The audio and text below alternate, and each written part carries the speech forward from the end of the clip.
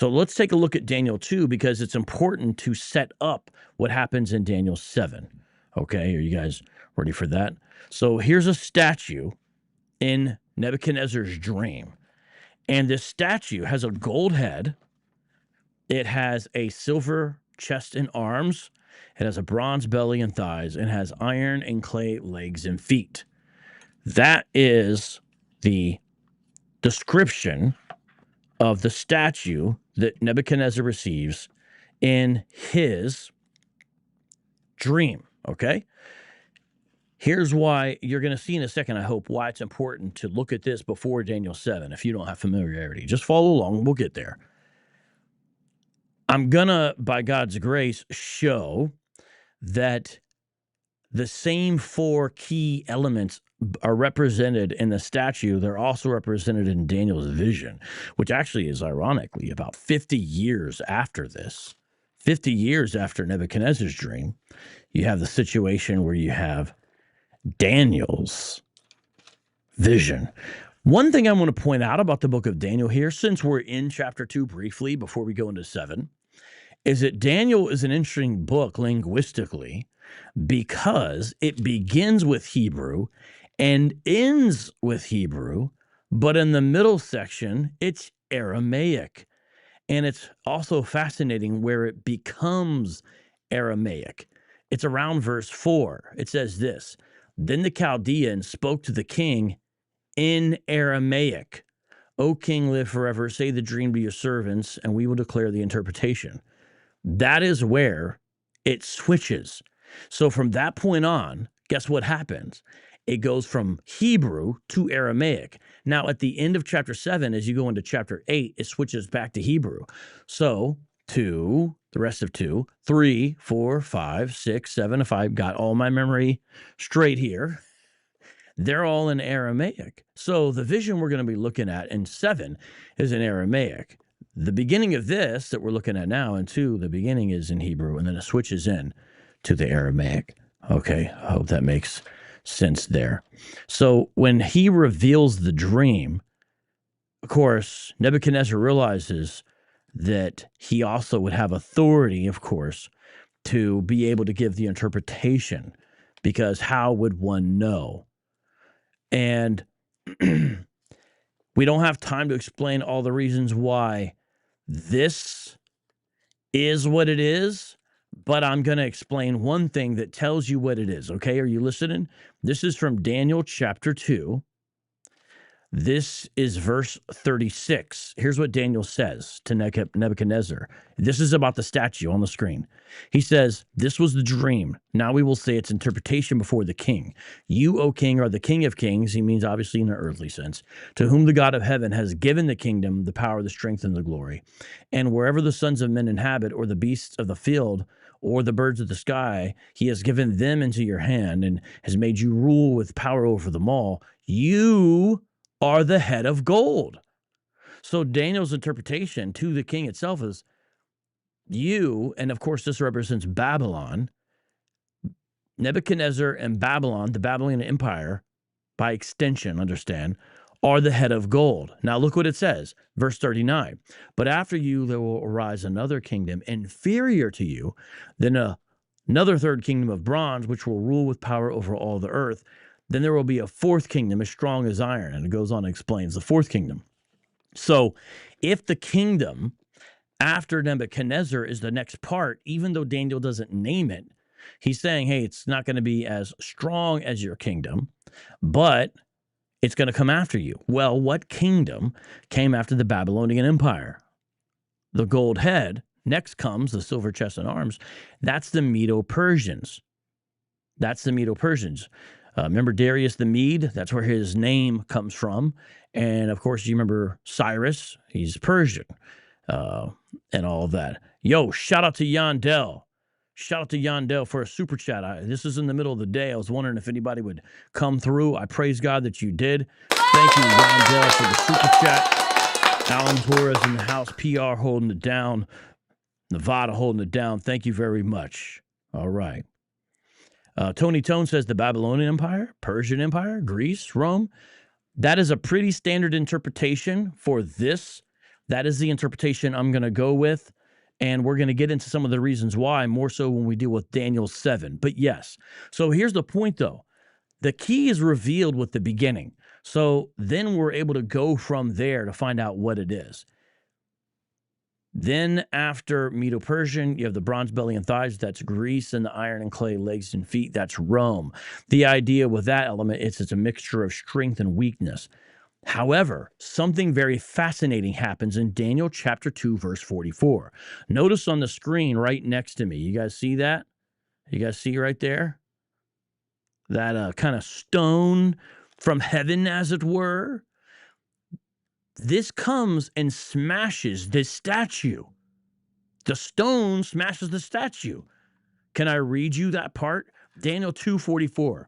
And in those days of those kings, the God of heaven will cause a kingdom to rise up, which will never be destroyed.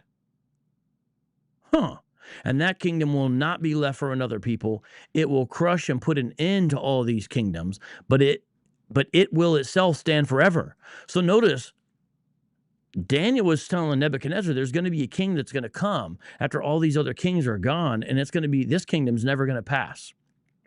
Verse 45, inasmuch as you saw that a stone was cut out of the mountain without hands. The without hands indicates it's not by human invention. This stone that's cut out of a mountain lets you know it's divine. Understand? Without hands, and that it crushed the iron, the bronze, the clay, the silver, and the gold. The great God has made known to the king what will happen in the future. So the dream is certain, and its interpretation is trustworthy. So there's going to come a stone that smashes the feet of this statue, and it's going to be forever. Now, Jeremy got it. Jeremy got it. Christ is the mountain or rock. Now, if you practice Judaism and you're looking at this, I think you would have to break this down a little bit different, because since you would reject Jesus as Messiah, you might need to do something like this. Just follow me briefly. This is trying to steel man a different position. You would have Babylon as the gold head. You don't have a choice there. It's in the text. But then what you would do is break apart or split apart the Median and the Persian empires, and have the silver chest and arms be the Medes, and have the bronze belly and thighs be the Persians. Then you would have the bottom part, the iron and clay legs and feet. You would have that be Greece. You would have Greece be the fourth kingdom. Then during the days of Antiochus Epiphanes and all that, you would have all this stuff going on, and you would have that be what goes down at that part, and maybe do something even like have the Maccabees be the one who smash the statue, as it were, breaking the power of Greece in some sense. You would have to do something like that, I think. Now, maybe there's a variation, but you can't have Jesus come during the days of Rome, because you reject him as Messiah. Do you guys understand? But there's a superior interpretation that I just gave that has the Medes and the Persians together, then Greece, then Rome. And when does Jesus Christ come? During the kingdom of Rome. So you have these four successive kingdoms. He comes then. Now, this is interesting because, yes, he's going to break the statue, but it is an already not yet situation. He comes during the fourth kingdom, during the time of Rome, and he sets up the kingdom of God, but it's not yet consummated or complete. It's simply inaugurated. And so, in the meantime, after these four kingdoms, after Rome falls, there's going to be a whole bunch more kingdoms. The point by this statue is not to name every empire that has ever come. The point is to show, here's a succession of kingdoms contemporaneous to our time, future to our time. The Messiah comes then. By the way, I believe that's messianic prophecy, because then you have Jesus coming during the days of Rome. The Jewish folks, practitioners of Judaism who reject that, I think they're kind of stuck, because it's like the Messiah needed to come then. And that's why there was indeed great messianic expectation during the time of Rome. Well, guess what? Jesus was on time. Jesus was on time as the Christ. He was on time, right? So he comes during that time, but it's not yet done. But does that mean there's no more kings as far as earthly kings? No, they're still coming after the stone has come, but it's a done deal for them. They're not going to be permanent like that one. So, yes, this represents 4 actual kingdoms, but it's symbolic also of kings and kingdoms prior, because remember, there was kings and kingdoms prior to Babylon. Where's Egypt in this, right? They're not mentioned because it's not exhaustive, but it represents a succession of wicked and inferior temporal human rulers and rulerships that Christ smashes during the 4th kingdom's time, Rome, and sets up an eternal, supremely powerful kingdom. And we're going to see that repeated in 727. So with that, let us now turn to Daniel chapter 7. And don't get too bogged down, ladies and gentlemen, in the details of the vision in regards to, well, who's the king? Who's the kingdom? That's actually not the main part of this. And so you really need to be careful when you watch people and hear people and the kind of arguments that you're willing to get into. It's not about designating the kings and the kingdoms. That's not the main point of this. The main point is that God is in control. He is sovereign, and his kingdom will last forever. That's the main point. The focus on Daniel 2 is the stone. The focus on Daniel 7 is the Son of Man. That's what you need to remember. The most important thing about this is not the confusing smaller details of what represents what. It's the big picture that you know as a Christian once you hear it. Jesus is the stone, the rock that smashes and breaks, and the Son of Man is the most important thing. Now, I'm teaching on some details here today, so I'm not saying it's not relevant. What I'm saying is, though, you cannot miss the big picture, because some of these elements are legitimately debatable. The big ones, though, you should not miss. Now, in Daniel 7, Daniel receives basically, within Daniel, he receives 4 visions within the book. Chapter 7, chapter 8, chapter 9, and then chapters 10 through 12. Those are the 4 visions. Like I said before, this is like 5 years past Nebuchadnezzar's dream, around 552, basically in the 550s. There's some debate about that. Daniel will be about 67 years old at this point. And the point is to show a few things. I mentioned the big one, God's in control. See that at the bottom there? But it's also going to show how God's people will experience oppression now, back then, and in the future. But at the end, God will deliver, or God will rescue. And I didn't make all this AI art because I'm not that good at it, but I like using the AI art. So let's find out about this first thing. And before I get into the first scene of the first vision in Daniel 7, here's what I need to show you. Some of this imagery is going to sound pretty wild. And remember, this is an apocalyptic vision, no doubt. But especially to those folks then, it may not be as radical as it might sound now to us. Because in the ancient world, you did have sometimes these mixtures, these combinations in art and representational art. For example, at the Ishtar gate there, see that picture on the right? That's a winged lion around 575 BC from Nebuchadnezzar II of Babylon.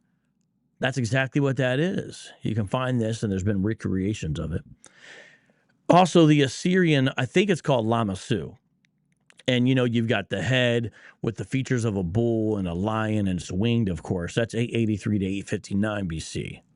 So you have things like that, understand? And now Daniel is going to have them in his vision.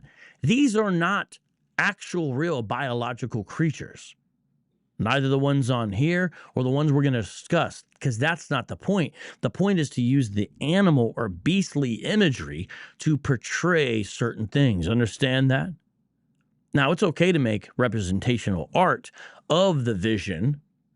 It kind of gives us an idea of what Daniel might have seen, and we can do that better than ever now with AI. So the first beast is described in verses 1 through 8. But before the first beast arises, we got to remember that we see this chaotic sea. Now, the sea, a lot of times, is a place of chaos in the Bible. And there's a lot of verses for that. And the winds also match this because you have the four winds. This means uncontrollable forces from all parts of the earth. And as we're going to see in 7:17, these beasts represent human kings and kingdoms. Just like in the statue, the parts of the statue represented the same thing.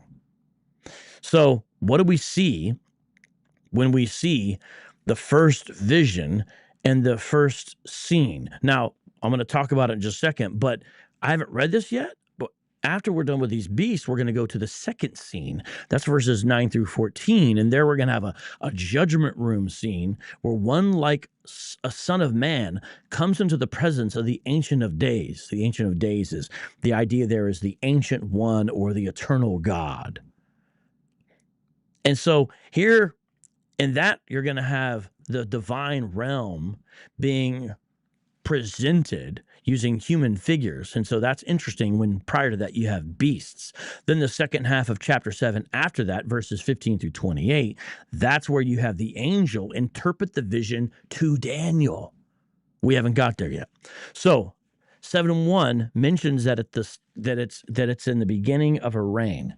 That's in the beginning of the reign. Now, we have tried, scholars have tried. When I say we, I'm just talking about modern people, okay? Modern Bible students. I don't mean I sat down and, dug through something or whatever. As best we can to understand that. It looks like that'd be the start of Belshazzar's co-regency with his father, Nabonidus. I always have trouble with these weird names. And so that's why I put it in the 550s, okay? And when you see the sea, it's important to remember there's a lot of verses that show it as this chaotic realm of disorder. Psalm 18:15, Psalm 89:9, Psalm 93:3 through 4, Isaiah 27:1, Jeremiah 5:22, Nahum 1:4, others. Then it's also sometimes pictured as the home of Leviathan, Psalm 74, verses 13 through 14, kind of a sea beast, if you will. So that's all very important, and it relates to what's happening here. Okay, so what is happening here? Well, you've got a beast that is described in the vision as being part lion, part eagle, and then basically it transforms into a human. Now, as I showed, images of lions with eagle's wings were pretty popular in Babylonian architecture and in currency. Now, to the Hebrews, the idea of hybrid animals are unclean and repulsive. So even though a lion with wings kind of looks cool, it sort of represents an unholy mixture. And remember, mixed elements are problematic in the Hebraic mind because of the separation element of God's law. Deuteronomy 22, 9 through 11. Now, if you remember the vision, what it says is that this lion had its wings plucked off. Now, what would that be? Because remember, this is the first beast. If the first beast corresponds to the head in the statue of Daniel 2, then that would mean this is Nebuchadnezzar. And indeed, it makes perfect sense because what happened in Daniel chapter 4? In Daniel chapter 4, Nebuchadnezzar was humbled, and for 7 years, Yahweh had him lose his mind and act like a beast. Out in the field, hair and nails growing long, right? Remember that? That's what was going on. So the actual man became like a beast. Do you see how this perfectly ties in? That's the wings getting plucked off. And that's why, notice it says, then the lion stood up and received the heart of a man. That's when Nebuchadnezzar's sanity was restored by Yahweh. So do you understand that that is not some kind of stretch? It makes perfect contextual sense of the book as we look at it. Now, I hope that you can see that when you go back and read it. Now, let's go to the second beast in Daniel 7:5, the bear. And again, thank you to AI for the interesting art. Here's the bear, the second beast. It says that it's raised on one side. It's raised on one side. One side is higher than the other, as it were. And so what's going on with there? Well, Remember, this is the Medo-Persian Empire. And the bear being raised on one side, even though it's one creature, actually makes sense of the Medo-Persian Empire. Because over time, what happened is the Persian element came to dominate the Median element. And that's why later on, we're going to see the Persians being the primary ones in charge of Israel. And we hear about them. Do you understand? That makes perfect sense of the bear being described as raised on one side, as showing one side is better, basically, you know? And then it says the bear has 3 ribs in mouth, 3 ribs in its mouth. This indicates it's already killed something. It's carnivorous, and now it's chewing on it. It's eating it. These would be the major conquest of the Persian Empire, Medo-Persian Empire, Babylon, Egypt, and Libya. It works perfectly. And it's fascinating that this flesh-devouring bear is actually told to eat. And thus they said to it, "Arise, devour much meat." This bear is actually instructed to eat. Isn't that a shocking thing? Who is telling the bear to do this? This is the guiding hand of God, ladies and gentlemen. This is God in control. So when nations fall and rise, God is in control. He's not just merely predicting it as he looks down. He is the ultimate cause. Because notice, who's saying, "Devour more meat"? This is Yahweh's hand. This is Yahweh's hand at play. And that's a big theme of these visions in Daniel. So the idea of devouring more flesh is simply, of course, Persia's military expansion. Again, once you see it and look at it with events that are shortly after, it kind of all makes sense, doesn't it? Guys, please hit that like button while I get a drink of water.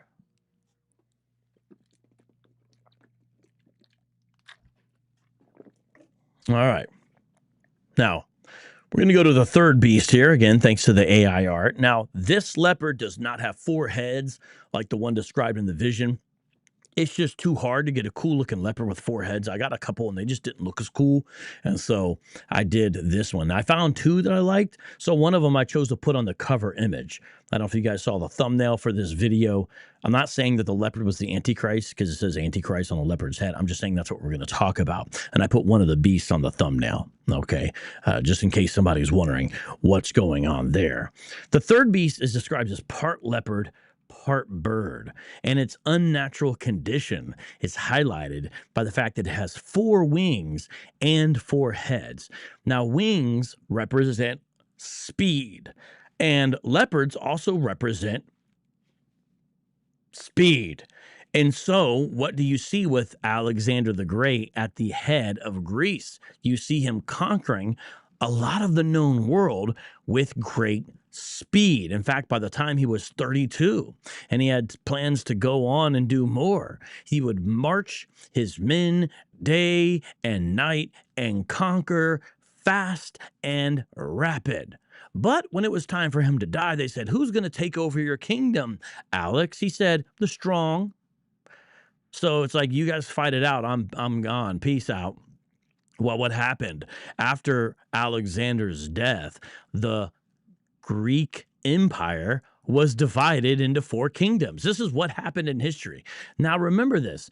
Daniel is writing contemporaneous to Nebuchadnezzar and Daniel 2. And then later on, 50 years later, he's writing contemporaneous to some of these events. He's not writing contemporaneous to the Greek conquest. Now, people who do not believe the supernatural origin of the Bible say, yeah, he's not in the story, but in reality, Daniel is not really Daniel. It's some other guy under the name of Daniel, or if there's the Daniel, he's way after the time that he said he lived. This book is way later. This person is looking back and writing these visions as if they were going to be futuristic, but it's not actually prophetic. And here's the reasons why we think this. You should just understand that's what you'll get if you go to the liberal side of the academy. And we can deal with those arguments. I know it's an older book, but back in the day, Josh McDowell had a great book called Daniel and the Critic's Den. I think I could bring it. Oh, yeah. Now, there's been other books since this to be updated. This is just one I have on hand. You can tell it's got that old school cover. Is Daniel a fraud? But, you know, he deals with the issues of the day, and there's been more since then. Good stuff, good stuff, good stuff. Well, this Greek kingdom is divided into 4 kingdoms. Egypt under the Ptolemies, Syria under the Seleucids, Macedonia under the Antigonids, and Pergamon under the Attalids. That's what happened. Just like the vision of Daniel 7. So do you see how, to a certain extent, you can see that it's somewhat easy to identify some of these, right? Now, when you get into the 4th beast, what do you get there? It's not called a specific animal in Daniel 7:7. It's just called the 4th beast. And it's described in very unnatural terms, metallic with iron teeth and bronze claws in 7:19, having 10 horns. And then there's a small horn that has eyes and a mouth and speaks.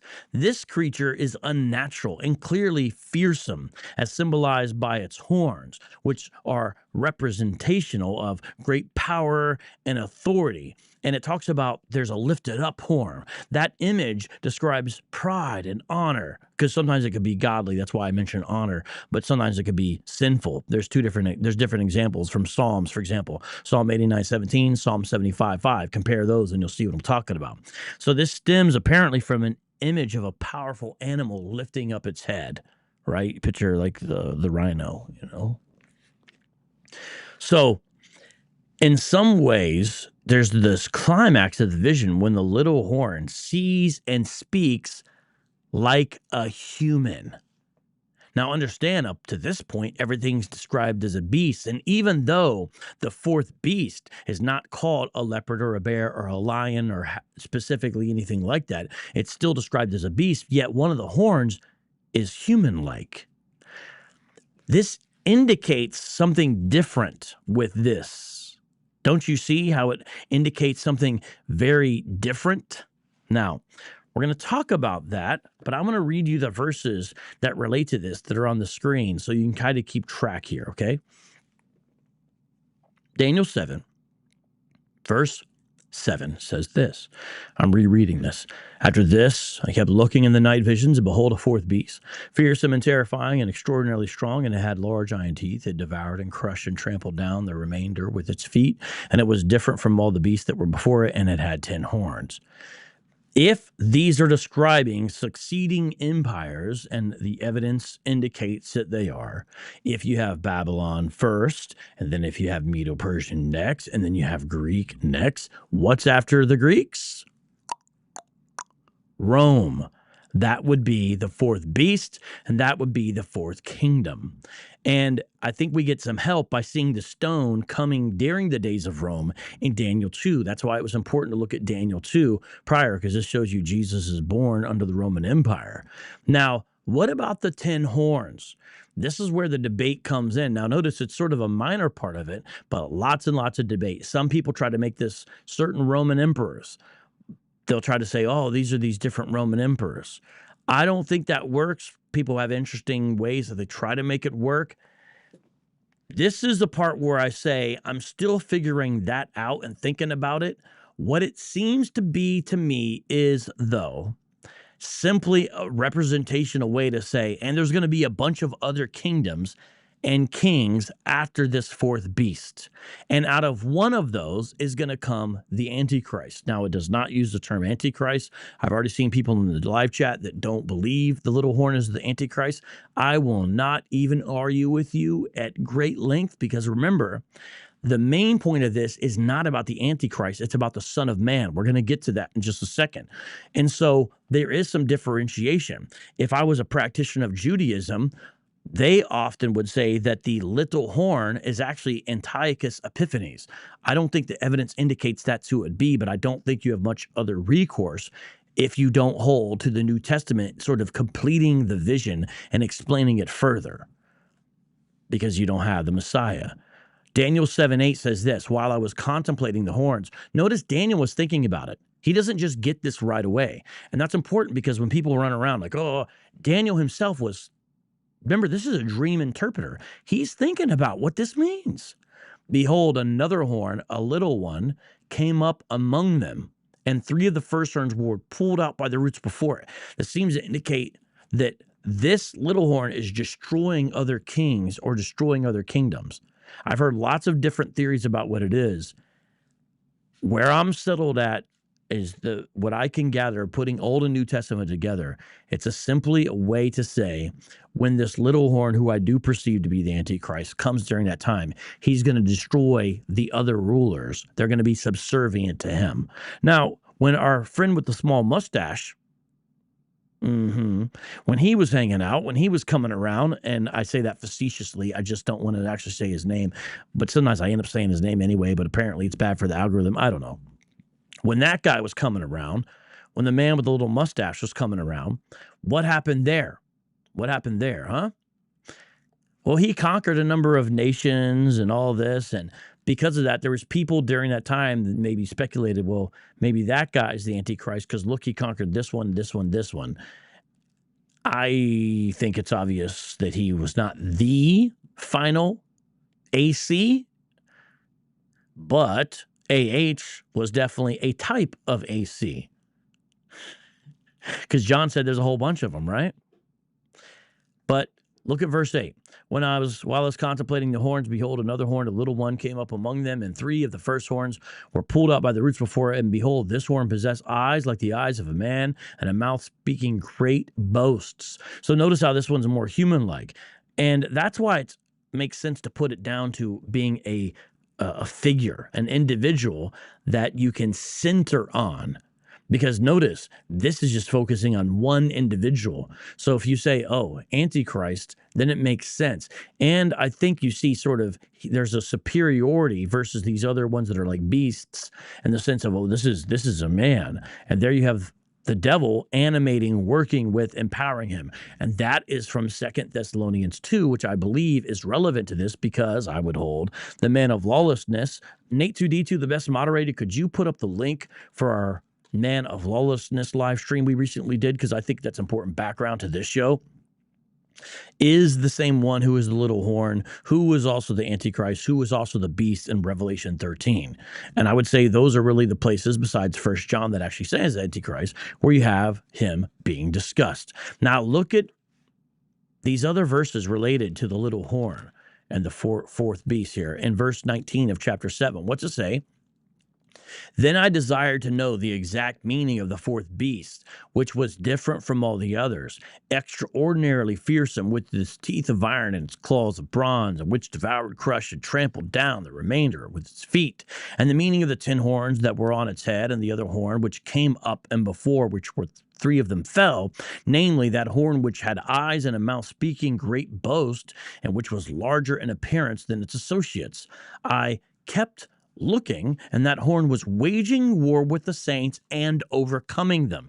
Now that's important because when you read Revelation 13, that's exactly how the beast is described in Revelation 13. He's waging war on the saints, the people of God, and overcoming them. So when you tie in Revelation 13, that's why a lot of people say it looks like the little horn's the Antichrist, and the Antichrist is also the beast of Revelation 13, because look at the activity is the same. Now, granted, there are small little rulers who do this before, but this is a final one, because watch what happens during the reign of the little horn. Verse 21 continues into verse 22, and it says, until the Ancient of Days came and judgment was given in favor of the saints of the highest one, and the season arrived when the saints took possession of the kingdom. So the Lord, under a New Testament rubric, would come back during the reign, so to speak, of this little horn, who's the Antichrist, as he's persecuting the saints. Verse 23 says, thus he said, now who's the he? Now, I skipped some of it. This is the angel near Daniel who's interpreting the dream for him. So even Daniel needs an angel to interpret the dream. That's why we shouldn't be so haughty with biblical prophecy, you know? Thus he said, the fourth beast will be a fourth kingdom on the earth, which will be different from all the other kingdoms and will devour the whole earth and tread it down and crush it. As for the 10 horns, out of this kingdom 10 kings will arise, and another will arise after them, and he will be different from the previous ones and will make, lo, 3 kings. He will speak words against the Most High and wear down the saints of the Highest One, and he will intend to make changes in seasons and in law, and they will be given into his hand for a time, times, and half a time. Now I'm going to stop there at verse 25. There's a lot going on there. People want to, we don't want to spend all of our time here, but let's say a little something about this. Again, this is important to read in relationship to 2 Thessalonians 2 and Revelation 13. Those are 2 key places. Because the activity of the little horn is very similar to the man of lawlessness, especially with the blasphemous elements, and the beast in Revelation 13 with the persecution elements. These all tie in together. And notice these are apocalyptic or sections dealing with eschatology. So that's relevant, right? Now, what does it mean to say that he's going to intend to make changes in seasons and in law? One way you could look at this is perhaps it's as if he's trying to change what's foreordained, what God is doing. He's going to try to change that. Another could be he's going to try to alter in some meaningful way the calendar itself. Now, this could sound weird, but guess what? That's exactly what the French Revolution did. During the French Revolution, they did away with the calendar based upon the birth of Christ. And according to the sources I've read on this issue, historical sources, they persecuted people who still use the Gregorian calendar, which is what we're using right now in 2024. That actually happened. Now, that didn't last. Jesus didn't come back at the end of the French Revolution. In fact, Napoleon came. And so that shows you an example of that kind of thing. For example, if you have a global ruler who is popular, trying to unite everybody together, and yet hates Christ by what he says and what he does, he may, this is the speculation element, I'm just trying to talk about this. He may hate the fact that most of the world is using a calendar that is based upon the birth of Christ. We already see this a little bit in academia. When you write, they don't want you to write BC, they want you to write BCE, and they don't want you to write AD, they want you to write CE, Common Era and before Common Era, no longer before Christ and Anno Domini, because they don't want it to be in the year of our Lord. That's just an example. The 7-day work week, it's been tried to be altered before. You could have something like that perhaps. And it would appear the point is, but no, there's a limitation to this. Into his hand for a time, times, and half a time. Do you guys see that? So it's not permanent. Verse 26, but the court will sit for judgment, and his dominion will be taken away, the little horn it's talking about, annihilated and destroyed forever. Then the reign, the dominion, and the greatness of all the kingdoms under the whole heaven will be given to the peoples of the saints of the Highest One. His kingdom will be an everlasting kingdom, and all dominions will serve and obey him. So, you got these wacky, wonky Israelites, so-called, out there running around thinking they're going to have slaves whipping people, and all this kind of nonsense. Jesus is the one in charge. We're his servants if you're a believer. At this point, the matter of this revelation ended, verse 28 of chapter 7. As for me, Daniel, my thoughts were greatly alarming me, and the splendor of my face changed, but I kept the matter in my heart. So he's still contemplating these things. But notice, it's not comfort or peace. What he does understand of the vision is alarming to him. Why would that be? First of all, he's not able to completely figure it out. He has to have an angel give him the interpretation. But even at that, what he does understand is alarming to him. Why would that be?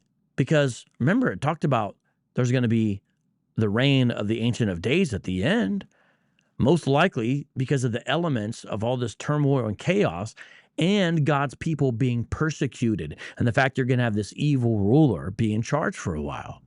And in a very little rendering here of the Aramaic that we're in now, the splendor of his face changed. He's saying the tone, the color of his face changed. Now, we could get into that about what that would mean for his features. And no, I'm not saying Daniel was white. I'm just saying he might not have been quite the Hebrew Israelite that one Westers imagine. Just saying.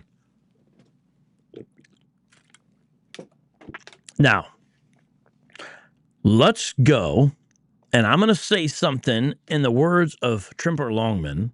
Someone's going to complain I have a commentary. Notice I haven't used a commentary. I've only been referencing scripture with scripture here.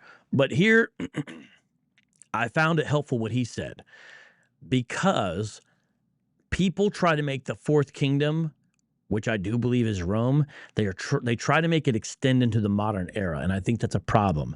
Now, I'm going to read what Trimper says. There's two parts in here in caps and brackets that I added. I'm telling you I'm adding it. So I have the quote, I have the page from the NIV application commentary on Daniel, but I add it because I'm telling, these are my words inserting here, because this makes me agree with it, but they're my words, not his, the two parts, okay? Understand? I hope that's clear. Rome exists no more. It cannot be revived, except perhaps in political propaganda. There are no Roman people, for instance. To think of the 10 horns and the little horns, singular, as future manifestations of the Roman Empire is bizarre. I agree 100% because it looks to be future, but that would mean it's not from the Roman Empire. It simply isn't. America isn't Rome. Europe isn't Rome. And people that think that are not really basing it upon the text. That's commonly what you get with Hal Lindsey and those folks, and he's sort of easy to pick on, but there's a whole slew of people that think that's a given. It's not established. There's a whole bunch of little kings and kingdoms that come after Rome, and from one of those, we'll have the little horn, who I believe is the Antichrist, but it's not coming out of Rome. It's the successive kings and kingdoms. Roman Empire is not here, people. It is not here anymore. Yes, you could talk about America being influenced by Rome, but it's not Rome. I'm not just talking about just the name. It's literally not Rome. The best way to view the imagery of Daniel 7 is not in, here's my part I'm adding, merely terms of only. So what he says is not in terms of 4 specific evil empires. Now, it's weird because he does obviously admit in his commentary that the first one is clearly Babylon, but then he doesn't go with the next 3 and being very specific, even though the commentary, which is excellent, and it's on sale today on Kindle. Nate, can you drop the link for the Kindle commentary of the Daniel commentary by Trimper Longman that you found? Is it still on sale? I encourage people to get that. So he goes through it, but then he says this. That's why I'm adding the word merely and only. Okay, is not in merely terms of only 4 specific evil empires, meaning it's more than that long term, but as 4 kingdoms symbolically representing the fact that evil kingdoms of an unspecified number, now I think we should all agree with this, will succeed one another from the time of the exile to the time of the climax of history, when God will intervene and once and for all judge all evil and bring into existence his kingdom. He has one other quote I want to share with you. It says this: contrary to some special pleading on the part of contemporary sensationalist interpretation, there are no modern descendants of the Roman Empire today. Now, that's exactly right. That's exactly true. Try to prove and demonstrate otherwise. Now, I get that people think that, and I could even see the attraction of it, but with the European Commonwealth and all this other stuff, they've had to change the number because it's no longer 10. And so these folks still think it, but it's no longer the number they wanted. So it's like, what's going on there? Now, does that mean that the Antichrist or little horn could not come from Europe or out of the EU or something like that? No, it's just saying that that's not what it's saying, because the 4th kingdom, it's not described as the final kingdom. In fact, the little horns after the beasts seem to indicate other kings and kingdoms after Rome. And even when Rome was in charge, it was amazing for its longevity and how far it went. It never ran the whole world, though. It simply didn't. Thank you, Nate2D2. Guys, on the screen, and I don't get anything for this, I'm just trying to give you guys resources. There's the NIV application commentary, the book of Daniel from Trimper Longman that I'm citing, and it's only $8 today. It's a really good commentary. It's one I'd recommend. The other one that I really would recommend is, where'd it go? Well, I thought I brought it in here. It's not actually this book, but it's a book that looks like this book, meaning it's the same commentary set, although I think I have an older cover for it. But in this series, the Expositor's Bible Commentary, which now does have newer covers, the Daniel commentary by Gleason Archer, I thought was excellent. So those are two I'm going to recommend to you that I found very helpful. No, it doesn't mean I agree with every word in it, but that's not why you read commentaries. You're working with them in concert with your own Bible study. Okay, so continuing on, this is an image from Biblical Tool Belt. I recommend you guys follow him. He does really cool AI art on his Instagram account, and I don't know why he doesn't have more followers, or she. I don't know the person, but I recommend you follow him and check out the website. You can download this stuff, and it's helpful for Bible teaching. And so you have the four beasts of Daniel chapter 7 kind of laid out here, and then there you have the little horn, okay? And we've went over what they are. You've got Babylon, all right? You got Medo-Persia, you've got Greece, and you've got Rome, and then you have the horns.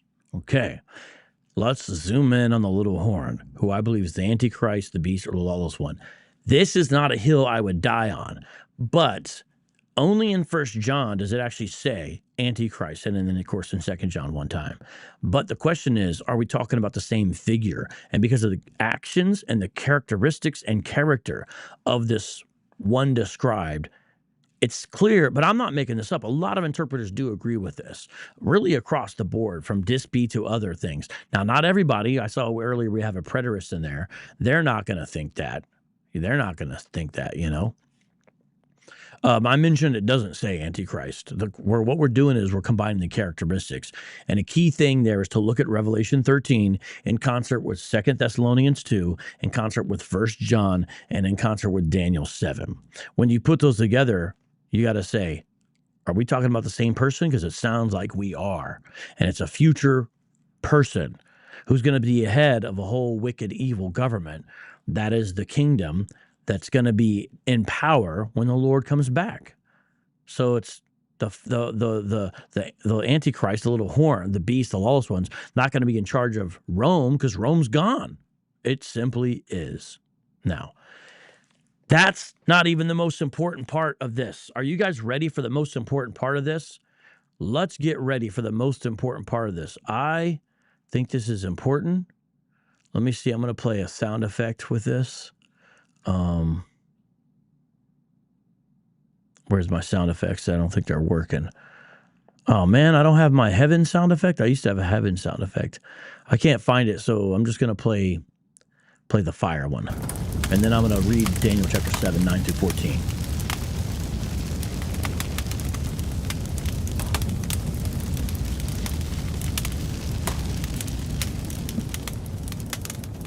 I think I can put myself over this graphic. Okay. Here we are in Daniel chapter 7, verse 9 through 14. And this is the climax of this vision, the Son of Man and the Ancient of Days. Listen up, ladies and gentlemen. This is part of the same vision. This is not a different vision. I kept looking. Now it's a different scene, to be sure, but it's the same vision that Daniel's having. Daniel 7:9 says, I kept looking until thrones were set up, and the Ancient of Days was seated. His clothing was like white snow, and the hair of his head like pure wool. Now notice this gets adopted in Revelation 1 to describe Jesus in symbolic language. And what's that mean? Well, this represents purity, wisdom, and power. This is not an ethnic description. Sorry, people. I hope someone wouldn't think that that's what it was. Who would think that? Because the point is, this is purity, and it's shining. Because what's the next thing say? His throne was ablaze with fire. That represents judgment. Its wheels were a burning fire. The wheels represent that he's omniscient, right? He can go anywhere, everywhere, because he's not really going. He's already there, right? He's not physical, but this is a symbolic description to explain who the Ancient of Days is. A river of fire was flowing and coming out from before him. Thousands upon thousands were attending him. So this is a king with his court and his subjects, if you will. And myriads upon myriads were standing before him. The court set and the books were opened. Then I kept looking because of the sound of the great boastful words which the horn was speaking. So it's interesting. He has this heavenly dream right? That's a very powerful thing, and yet he's distracted by the words of this little horn. So you're putting this all together because the horn is relevant to the vision of the four beasts, because it's after that, and you're like, okay, what's going to happen? You got this throne room scene, but the little horn's boasting in the meantime. Well, look at verse 11. Then I kept looking because of the sound of the great boastful words which the horn was speaking. I kept looking until the beast was killed and its body was destroyed and given to the burning fire. And that's why it makes sense to tie in Revelation 13 with the little horn, because that's exactly what happens in Revelation 13. And guess what? In Revelation 13, the description is that of a beast. There's a beast from the sea and a beast from the land. Oh, beast from the sea. You guys catching this? Do you see how Revelation makes heavy use of Daniel? Verse 12, as for the rests of the beasts. So that's any beast, any kingdom. Notice how kingdoms of man are described as beasts in the Bible. What do? They devour. They're warlike. They have prey. That's what human kingdoms are like. Their dominion was taken away, but an extension of life was given to them for an appointed season of time. So it's going to happen when it's going to happen according to God's plan. Now look here at Daniel 7:13. This is the second scene of the same vision where he had the vision of the four beasts, because the little horn is reminding you, oh, this is all the same thing here, because the little horn is tied in to the first scene. Understand? Look at verse 13. I kept looking in the night visions, and behold, with the clouds of heaven, one like a son of man was coming, and he came up to the Ancient of Days and came near before him. And to him, who's that? That's the Son of Man, was given dominion, glory, and a kingdom, that all the peoples, nations, and men of every tongue might serve him. Notice this description of the Son of Man is the same that the stone received in Daniel 2. That's why you want to identify these as being parallel, because the stone and the Son of Man are both receiving this. You guys see that? All peoples, nations, and men of every tongue might serve him. His dominion is an everlasting dominion, which will not be taken away, and his kingdom is one which will not be destroyed. So it's permanent, right? So this shows you this isn't just a regular old person, as it were. Now let's talk about this climactic vision, where you got this little horn seen and speaking like a human, and right on the heels of that, you have the Ancient of Days. This pictures God as a powerful, kind of aged, wise king who's rendering judgment in court. Notice it talks about the books. This imagery signals God's wisdom. That's why you have the white hair, his righteousness, his power in judgment. That's where you have the fire. These elements are used to describe a man and an angel in other places in the Bible, and of course Jesus in Revelation 1:14. You have in verse 10 of chapter 7 thousands of God's creatures attending him. There's some discussion about if these creatures are people or angels. I think the emphasis should be placed upon God's people, the saints, but it doesn't preclude the idea that you would have angelic creatures as well, because there's a sense in which they're still followers of him. Understand?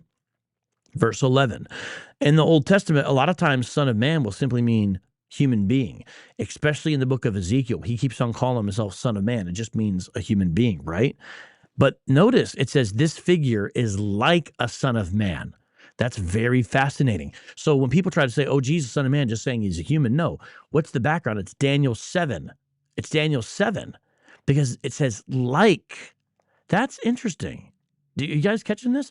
And if he's merely human, how can he be in Yahweh's presence in this way, the Ancient of Days? Unless it's a John 1:1 story. What's that mean? What am I saying by that? In the beginning was the Word, and the Word was with God, and the Word was God. Now, notice he's riding the clouds. In the Old Testament, this indicates divinity. We're going to talk about that a little bit more here, but I have a slide for that. But this is important when you put all this together to find out, okay, who is this?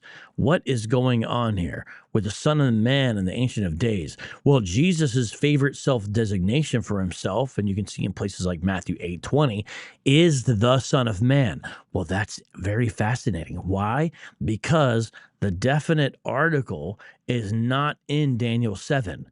It says one like a son of man. You don't have the definite article. You don't have the son of man. So when Jesus is saying the son of man in reference to himself, he's saying, I am that son of man being talked about. Because he's not saying a son of man. He's saying the son of man. Do you understand? He's saying, I'm that one.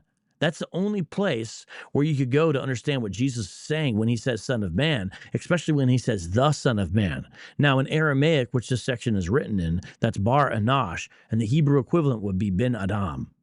So he's saying that's who he is, but you have to look at the Daniel 7 background to understand, especially with what's going on around, because as I mentioned before in the Hebrew scriptures, riding on the clouds indicates divinity. Psalm 68:4, Psalm 104:3 and 4, Isaiah 19:1, Nahum 1 and 3. And you can see that also in other cultic or religious practices of the A&E cultural religious landscape, the neighbors of Israel, as it were. They would also have similar language. So this is sort of standard divine language being described here.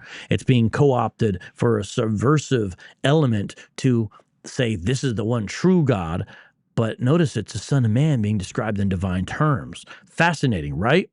Now, continuing on here, because as we can see Jesus designate himself as the Son of Man, and guess what? The New Testament basically cites Daniel 7:11 when it envisions Christ's future return at the end of history. This is good stuff.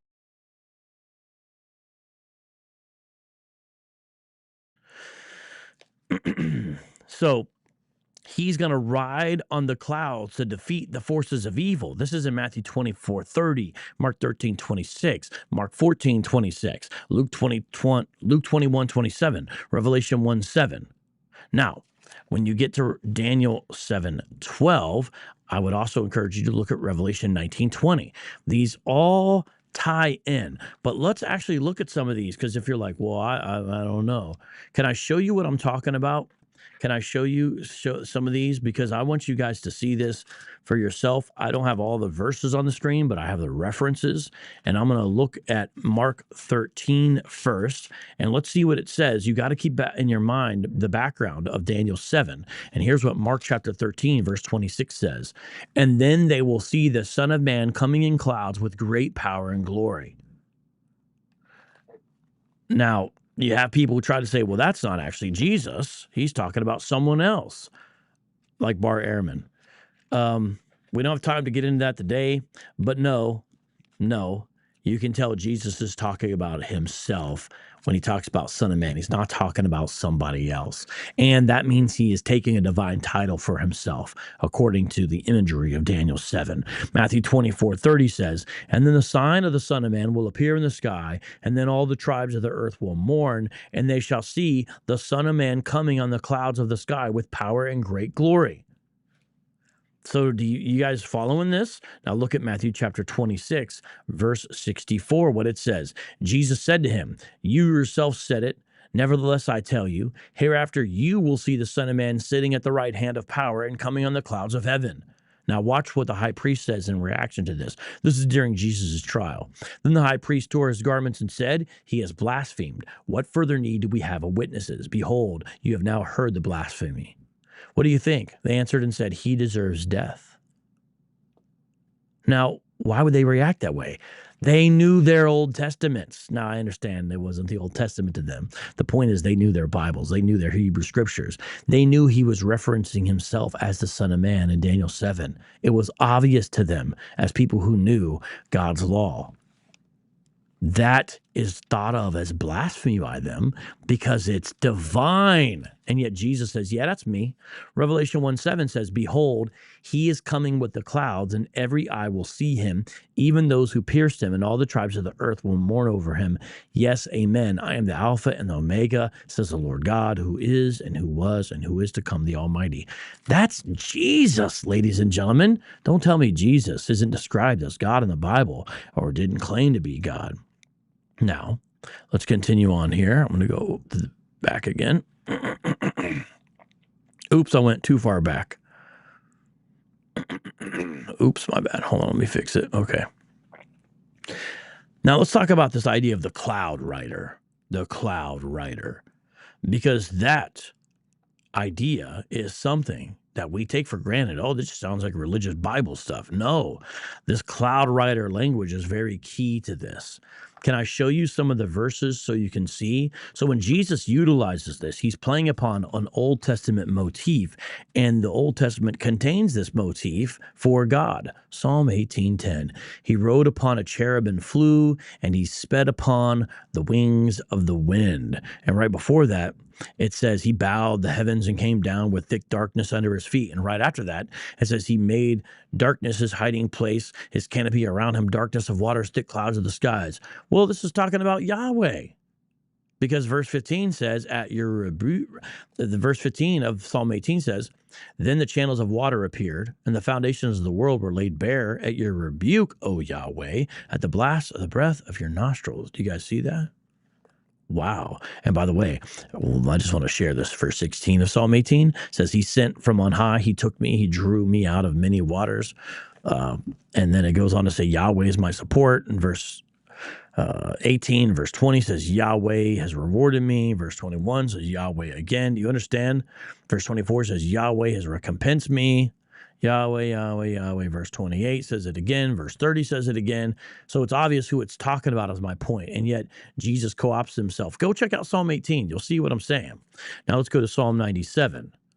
This cloud riding God, the one who rides the clouds. The idea shows that he's in charge, that he's in control. It doesn't mean you literally ride clouds, okay? But this is beautiful, powerful language to explain something I think that we understand. Look at verse 1 of Psalm 97. Yahweh reigns, let the earth rejoice. Let many coastlands be glad. Clouds and thick darkness are all around him. Righteousness and justice are the foundation of his throne. Fire goes before him. Notice how that ties in with Daniel 7, and burns up his adversaries all around. His lightnings light up the world. The earth sees and trembles. The mountains melt like wax at the presence of Yahweh, at the presence of the Lord, all the earth. The heavens declare his righteousness. All the people see his glory. See, it keeps on saying, you'll see. Now let's go to Psalm 104. You have to remember, you have to kind of keep the other passages in mind for these to have the impact they should, but try to do that today, ladies and gentlemen. Psalm 104:3. He lays the beams of his upper chambers on the waters and sets up the clouds to be his chariot. He walks upon the wings of the wind. He makes his angels the winds and his ministers flaming fire. The idea here is just describing the glory of God in poetic, majestic language. And the Bible ascribes this to Jesus, but that's not all. Jesus ascribes it to himself. Are we tracking? Are we seeing this? So this relates to the deity of Christ, but it's important because this is where the Son of Man language originates from. And the question is, how's the Son of Man described? Now look at Isaiah 19:1. Oracle concerning Egypt, behold, Yahweh is riding on a swift cloud and is about to come to Egypt. The idols of Egypt will shake at his presence, and the heart of the Egyptians will melt within them. So it literally says right there, riding on a cloud, right? He's about to render judgment. Now, I hope you guys can see that, I'm not making this up, and you say, oh, wow, then that's all there. Because the Old Testament needs to be put together, especially when you understand Jesus had access to the whole Old Testament, as do we by God's grace. Last one, Nahum 1:3. Wait, hold on. Am I in the wrong spot for that one? Oh, yeah.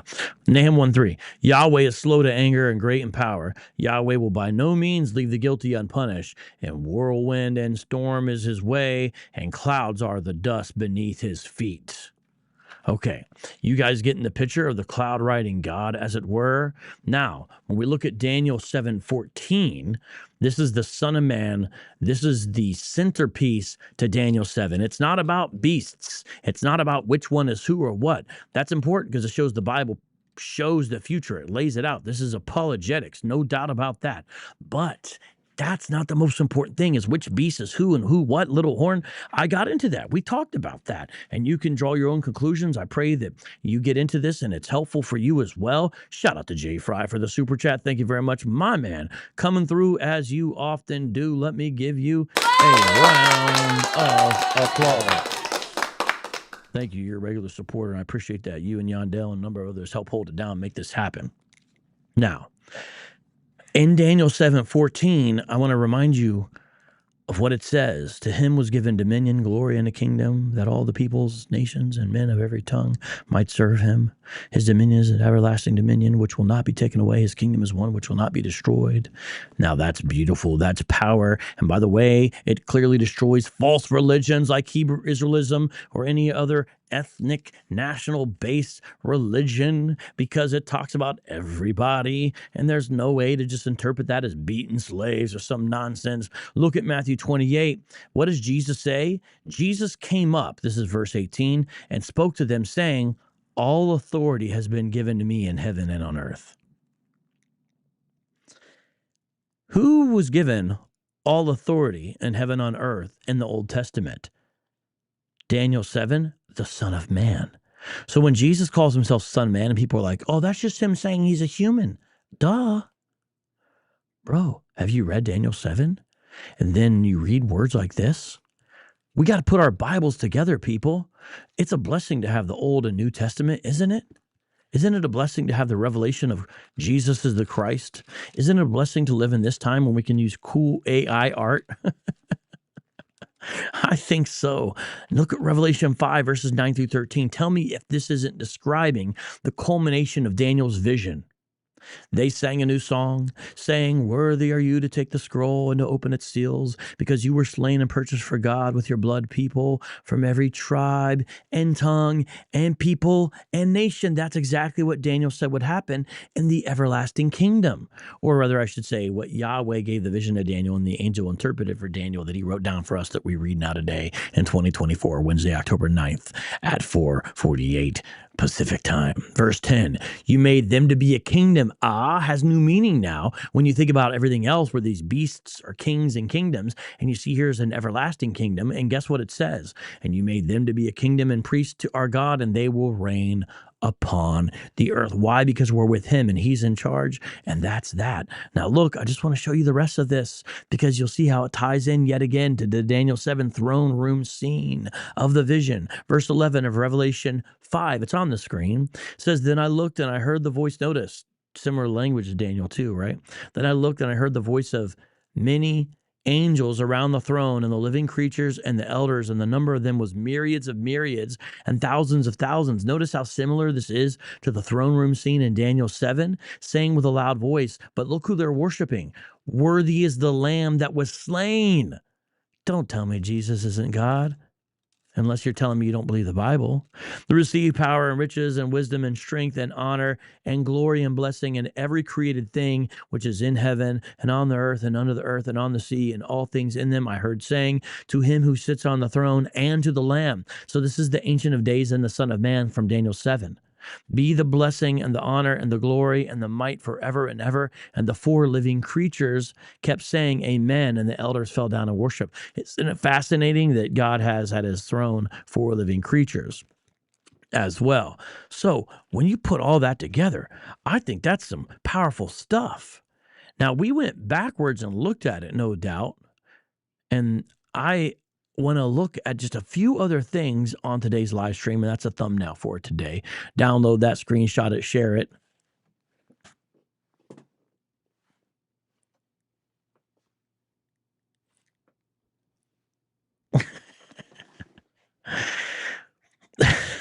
Sorry. Because there's just a few other things I want you guys to see here as I switch back to this screen. Have you guys filled out the poll yet? I hope you have. We're going to look now as we close at a very important part of this. It's verses 15 through 28, the rest of Daniel 7, which I have not read to you yet. Here's what you're going to see. Daniel doesn't understand this vision. He approaches this figure nearby who is going to interpret the vision. The identity is an angel. That's clear from other examples. Some people speculate that it's likely Gabriel. That's possible. The vision concerns conflict between beastly kingdoms and heavenly kingdom. God will defeat them and establish his kingdom forever. The holy ones are those who are devoted to God. I think the emphasis is humans, but it doesn't exclude the angels. Now, rewinding everything, because I'm going to read to you what is said, but we're rewinding here. This is similar to Nebuchadnezzar's vision of a multi-metalled statue in Daniel 2:31 through 45. And you're going to see this revealed in Daniel 7:17 and the verses following. The first beast is Babylon under Nebuchadnezzar to Belshazzar. They reigned and ruled from about 605 BC to 539 BC. The second beast there is the Medo-Persian, 539 to 332. Darius the Mede basically took Babylon without a fight. And Darius is the one, of course, in the lion's den account. Third beast, Greece, 332 to about 63 or so.